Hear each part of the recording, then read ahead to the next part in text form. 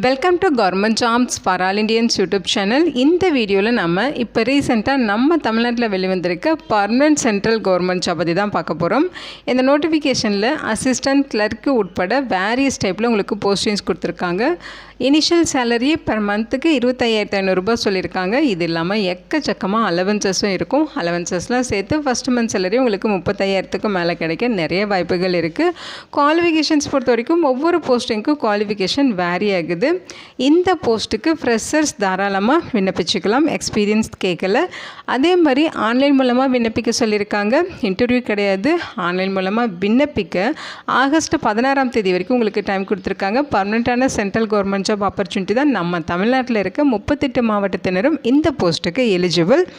இதோட official notification and eligibility பற்றின details இப்போ நான் ப்ரீஃபாக எக்ஸ்பிளைன் பண்ணுறேன். வீடியோவை ஸ்கிப் பண்ணாமல் முழுமையாக பாருங்கள். அதுக்கு முன்னாடி நீங்கள் இப்போ தான் இந்த சேனலுக்குள்ளே முதல் முறையாக வரீங்க அப்படின்னா நம்ம சேனலை சப்ஸ்கிரைப் பண்ணிவிட்டு பெல் சிம்பல் ப்ரெஸ் பண்ணி ஆல்கிற நோட்டிஃபிகேஷனில் செட் பண்ணிக்கிங்க. அப்போ தான் நாங்கள் கொடுக்குற எல்லா கவர்மெண்ட் ஜாப் அப்டேட்டுமே உங்கள் ஃபோனுக்கே நோட்டிஃபிகேஷனாக கிடைக்கும்.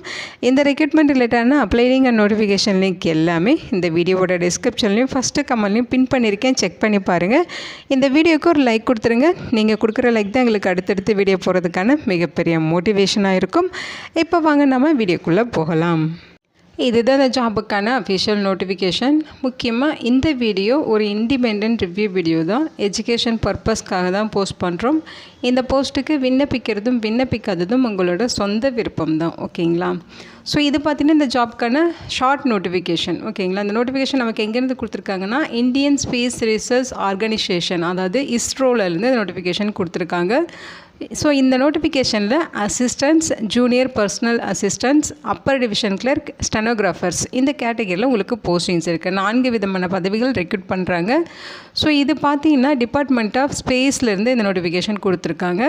பர்மனெண்ட்டான மத்திய அரசு வேலைவாய்ப்பு தான். ஆன்லைன் மூலமாக நீங்கள் விண்ணப்பிச்சுக்கலாம்.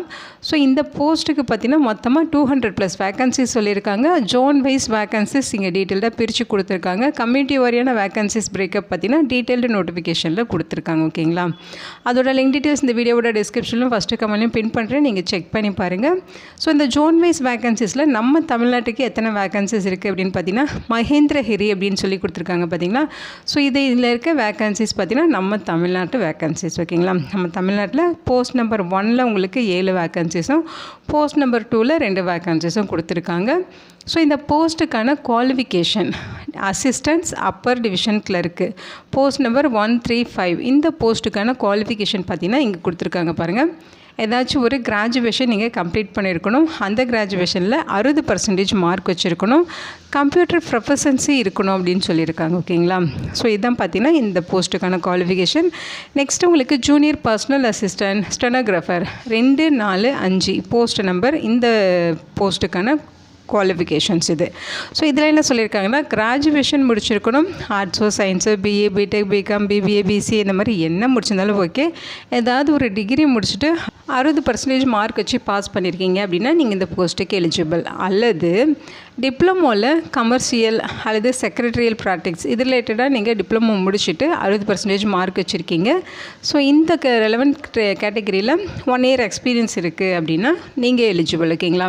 எனி டிகிரி முடிச்சுட்டு 60% மார்க் வச்சுருக்கீங்கன்னா நீங்கள் எலிஜிபிள் தான். இன்கேஸ் நீங்கள் டிப்ளமோவில் அவங்க சொல்லியிருக்க டிசிப்ளினில் கோர்ஸ் முடிச்சுட்டு 1 இயர் எக்ஸ்பீரியன்ஸ் வச்சுருந்தாலும் நீங்கள் எலிஜிபிள், ஓகேங்களா? அதோட பார்த்திங்கன்னா 60 words per minute English stenography knowledge இருக்கணும், கம்ப்யூட்டர் ப்ரொஃபஷன்ஸ் இருக்கணும் அப்படின்னு சொல்லியிருக்காங்க, ஓகேங்களா? ஏஜ் லிமிட்டை பொறுத்த வரைக்கும் 28 வயது வரைக்கும் இருக்கவங்க இந்த போஸ்ட்டுக்கு எலிஜிபிள். அதாவது இந்த நோட்டிஃபிகேஷனோட க்ரூசியல் டேட் 16/8/2026. அந்த டேட்குள்ளே நீங்கள் 28 இயர்ஸ்க்குள்ளே இருக்கீங்கன்னா நீங்கள் இந்த போஸ்ட்டுக்கு விண்ணப்பிச்சுக்கலாம். இது பார்த்திங்கன்னா யூஆர் கேட்டகரிக்கு. ஸோ இதில் பார்த்திங்கன்னா ஓபிசிக்கு 3 இயர்ஸ் ரிலாக்ஸேஷன் இருக்குது. எஸ்சி எஸ்டிக்கு 5 இயர்ஸ் ஏஜில் ரிலாக்ஸேஷன் கொடுத்துருக்காங்க. அதனால் ஓபிசி கேண்டிடேட்ஸ் எல்லாமே 31 வயது வரைக்கும் விண்ணப்பிச்சுக்கலாம். எஸ்சி எஸ்டி 33 வயது வரைக்கும் இருக்கவங்க விண்ணப்பிச்சுக்கலாம் அப்படின்னு சொல்லியிருக்காங்க. பிடபிள்யூடி கேட்டகரிக்குமே உங்களுக்கு ஏஜில் ரிலாக்ஸேஷன்ஸ் கொடுத்துருக்காங்க. அதே மாதிரி பார்த்திங்கன்னா sports person, widows, divorced women and women judicially separated from their husband and who are not remarried இந்த கேட்டகரியில் ஃபீமேல்ஸுக்குமே ஏஜில் ரிலாக்ஸேஷன்ஸ் இருக்குது, ஓகேங்களா? ஸோ இங்கே பார்த்தீங்கன்னா அப்ளிகேஷன் ஃபீஸ் சொல்லியிருக்காங்க 100 rupees ஃபீஸ் சொல்லியிருக்காங்க. ஆனால் எல்லா கேண்டிடேட்ஸுமே பார்த்தீங்கன்னா 500 rupees நீங்கள் ஃபீஸ் பெய்ட் பண்ணணும்.